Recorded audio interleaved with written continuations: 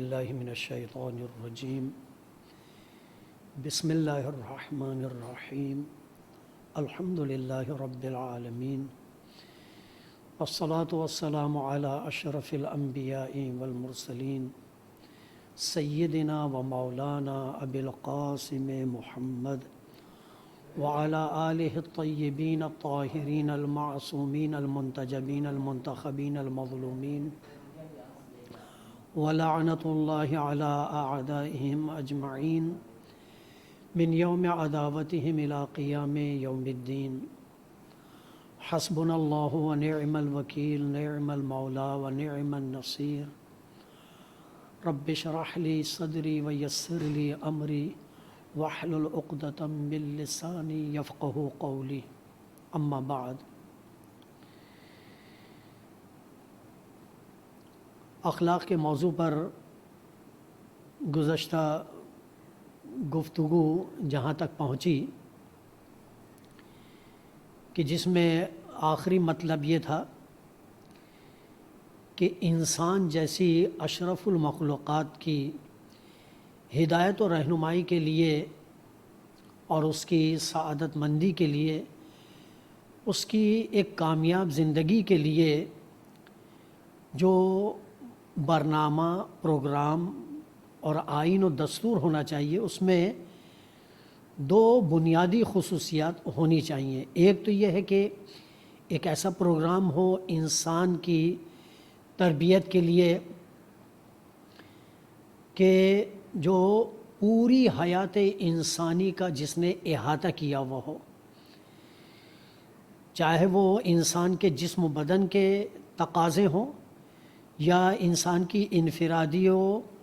اجتماعی زندگی سے متعلق اسے رہنمائی چاہیے ہو،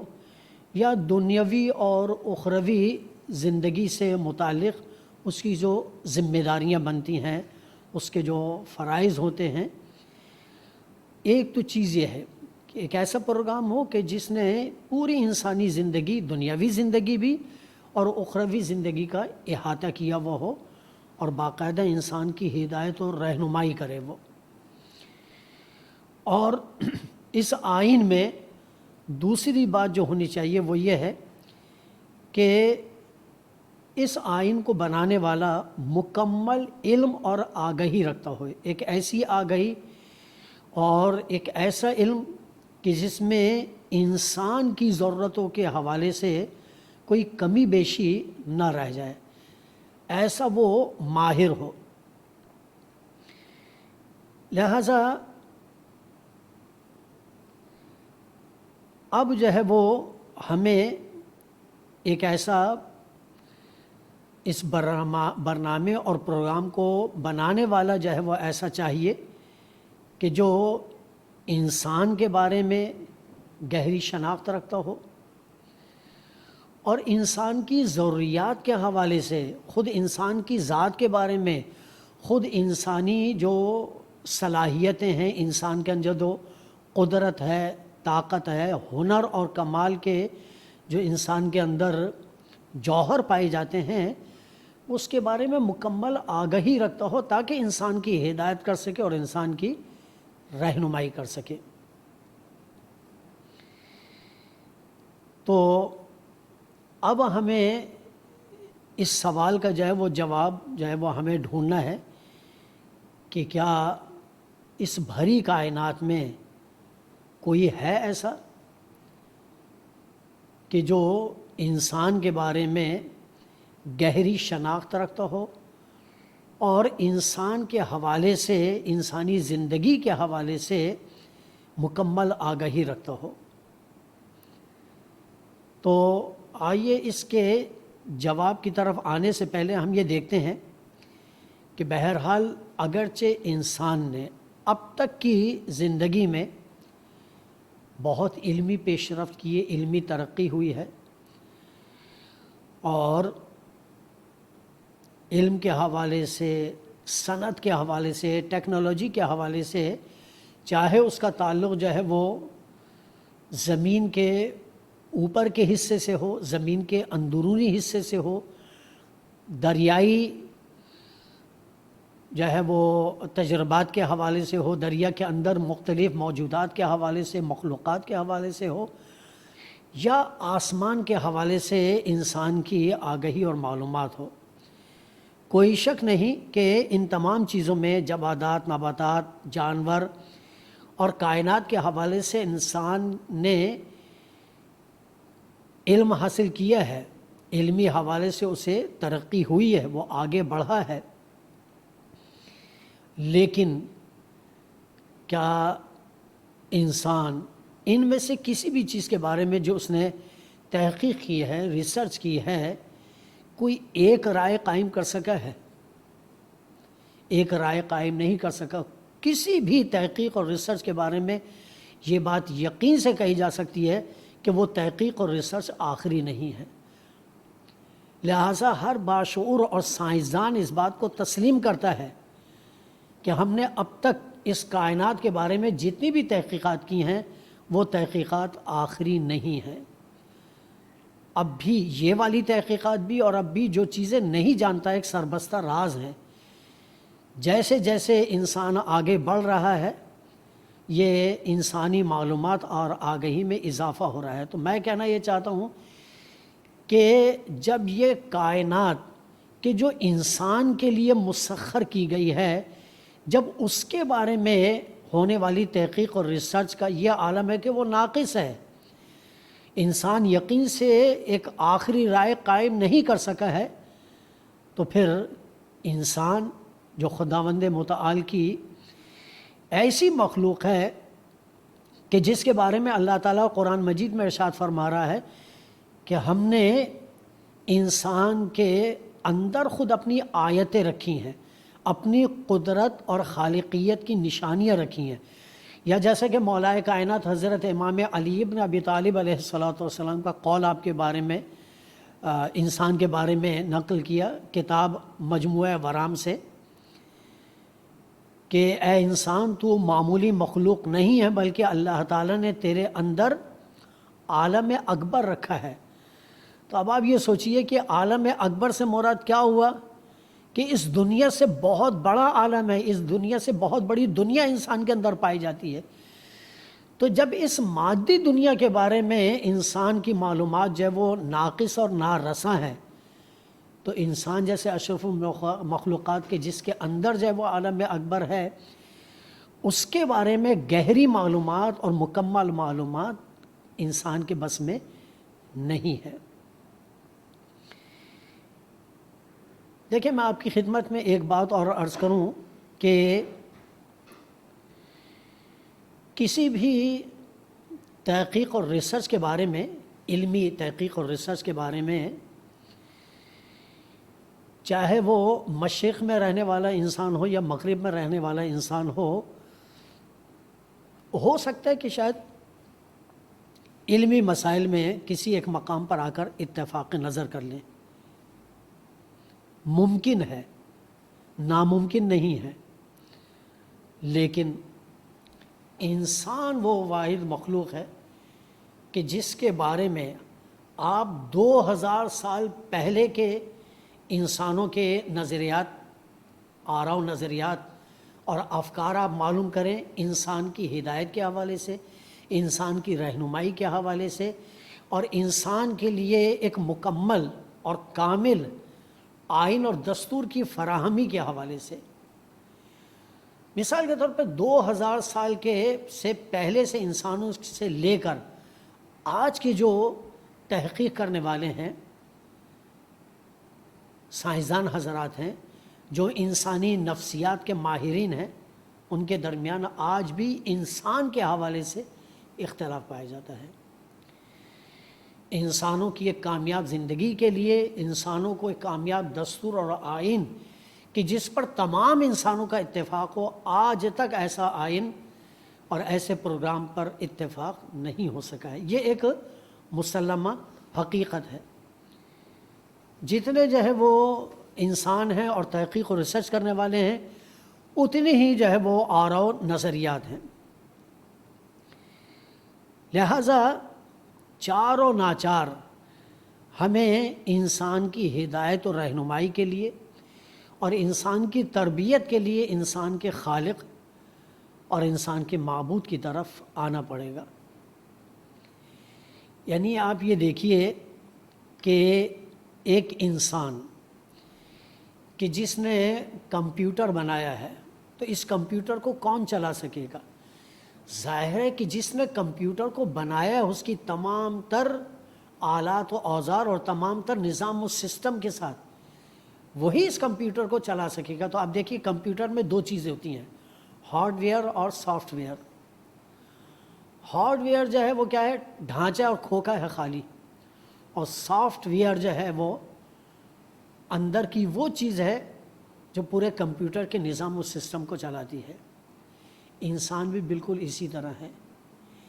ایک انسان کا ظاہری جسم و بدن ہے اور ایک انسان کی روح ہے۔ یعنی آپ دیکھیں کہ معصومین علیہم الصلاۃ والسلام سے جو روایتیں نقل ہوئی ہیں ان میں علم کی دو قسمیں بیان کی گئی ہیں، علم الابدان اور علم الارواح۔ یعنی ایک علم کا تعلق جو ہے وہ انسان کے جسم و بدن سے ہے، اور ایک علم کا تعلق جو ہے وہ انسان کی روح سے ہے۔ تو جس طرح ہارڈ ویئر اور سافٹ ویئر دونوں چیزوں کو اس کا بنانے والا ہی بہتر انداز میں اس کی ہدایت و رہنمائی کر سکتا ہے اور اس کو چلا سکتا ہے، تو اسی طرح جس اللہ نے ہمارے اس جسم و بدن کو بنایا ہے اور ہماری روح کا بھی خالق وہی ہے، وہی ہماری بہترین رہنمائی اور بہترین تربیت کر سکتا ہے۔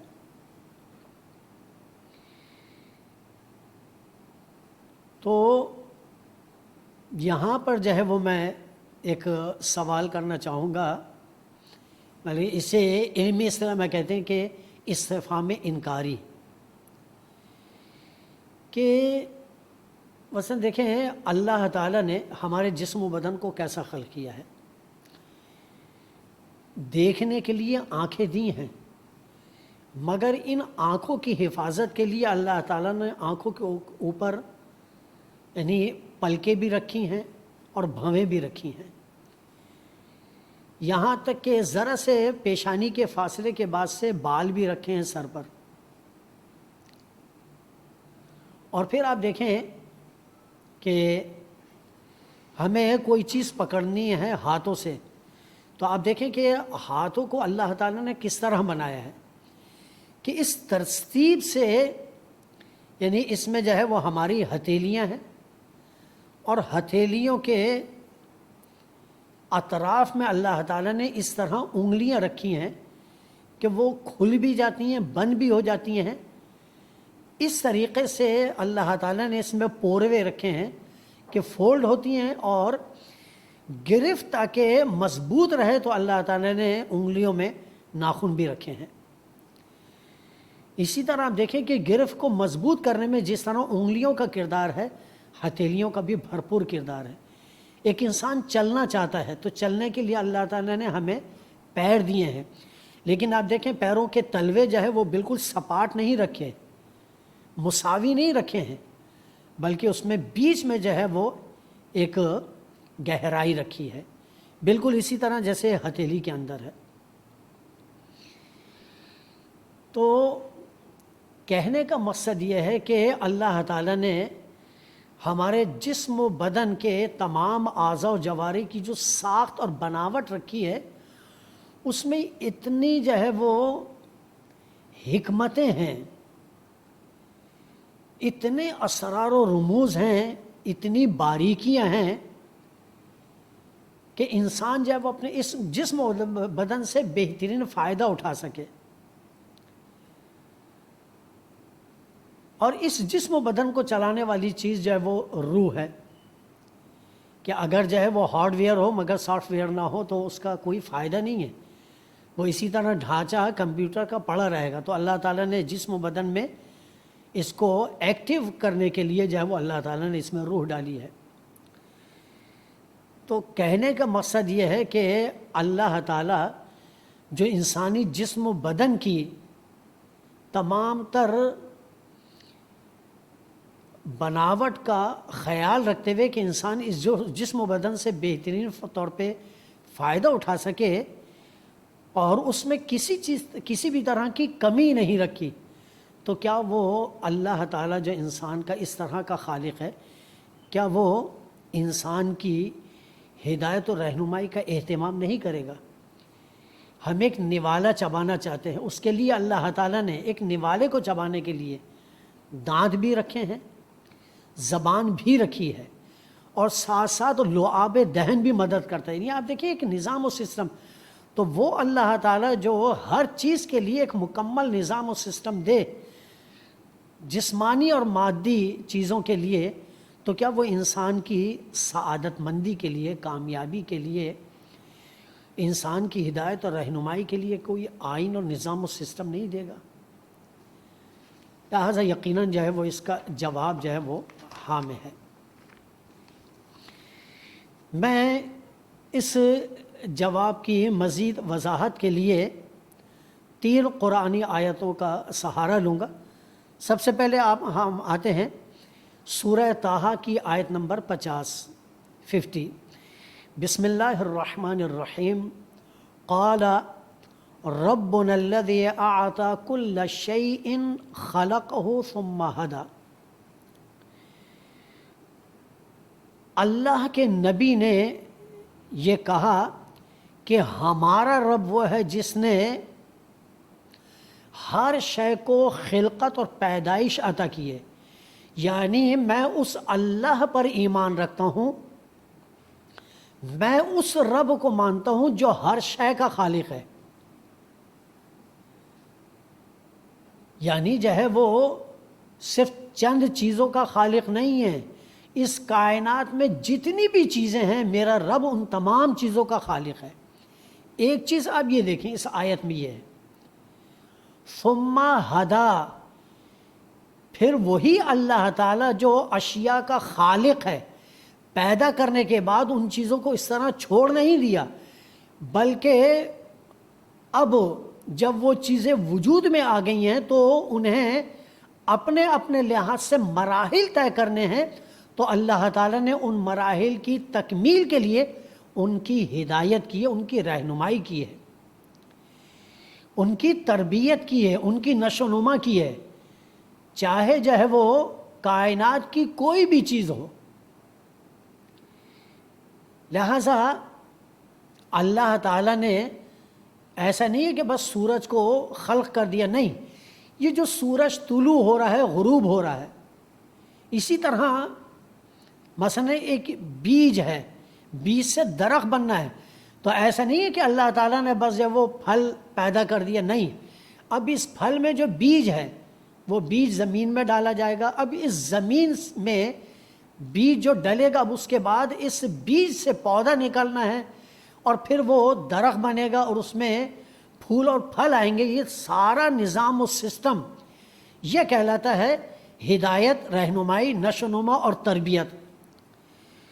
تو اللہ کے نبی یہ کہہ رہے ہیں کہ ہمارا رب وہ ہے جو ہر شے کا خالق بھی ہے، اور ہر شے کو اس کے لحاظ سے اللہ تعالیٰ نے اس کی نشو و نما کے لیے اور اس کی تربیت کے لیے، اس کی ہدایت کے لیے ایک نظام و سسٹم رکھا ہے۔ وہی خالق ہے، وہی ناظم ہے، اور وہی جو ہے وہ مربی اور تربیت کرنے والا ہے۔ اور یہی بات سورہ لیل کی 12ویں آیت میں بھی اللہ تعالیٰ نے فرمائی، بسم اللہ الرحمن الرحیم، ان علینا للہدی، ہمارے اوپر ہے ہدایت کرنا۔ ایسا نہیں ہے کہ بس ہم نے اس کائنات کو خلق کیا اور اب آرام سے بیٹھ گئے، نہیں، کائنات کو خلق کیا، کائنات کے نظام و سسٹم کو چلانا بھی ہماری ذمہ داری ہے۔ اور آخری جو آیت میں پیش کرنا چاہوں گا سورہ اعلیٰ کی 2 اور 3 آیت ہے کہ جس میں اللہ تعالیٰ ارشاد فرما رہا ہے، بسم اللہ الرحمن الرحیم، الذی خلق، اللہ تعالیٰ وہ ہے کہ جو خالق ہے، جس نے پیدا بھی کیا ہے، عدم سے وجود میں لے کر آیا ہے، فسوا، جن چیزوں کو اللہ تعالیٰ نے خلق کیا ہے انہیں ان کی مناسبت سے، ان کے تقاضے کے لحاظ سے انہیں متناسب وجود بھی بخشا ہے، جس کو جیسا ہونا چاہیے اسی کے لحاظ سے اسے وجود دیا ہے۔ والذی قدر، اور جب انسان کو اللہ تعالیٰ نے زندگی دی ہے، فہدی، تو پھر اس کی ہدایت اور رہنمائی بھی کی ہے۔ لہٰذا آج کے اس درس اور لیکچر میں، اور خصوصاً ان 3 آیتوں سے جو بات سمجھ میں آ رہی ہے وہ یہ ہے کہ جس طرح اللہ تعالیٰ اس پوری کائنات کے نظام و سسٹم کو چلا رہا ہے، تو انسان کی بھی ہدایت اور رہنمائی کے لیے بھی ہمیں اللہ کی طرف رجوع کرنا چاہیے، کیونکہ اللہ ہی انسان کا خالق ہے۔ جو کسی چیز کا بنانے والا ہوتا ہے وہ اس چیز کی ضروریات سے خوب واقف ہوتا ہے۔ تو جو اس وسیع ترین اور عظیم ترین کائنات کا خالق بغیر کسی کے مشورے اور مدد کے اس کائنات کے نظام و سسٹم کو چلا رہا ہے، وہی اللہ تعالیٰ ہمیں ایک ایسا آئین فراہم کر سکتا ہے کہ جو آئین انسان کی سعادت اور خوشبختی کا ضامن ہو اور اس کی ضمانت فراہم کر سکے۔ السلام علیکم ورحمۃ اللہ وبرکاتہ۔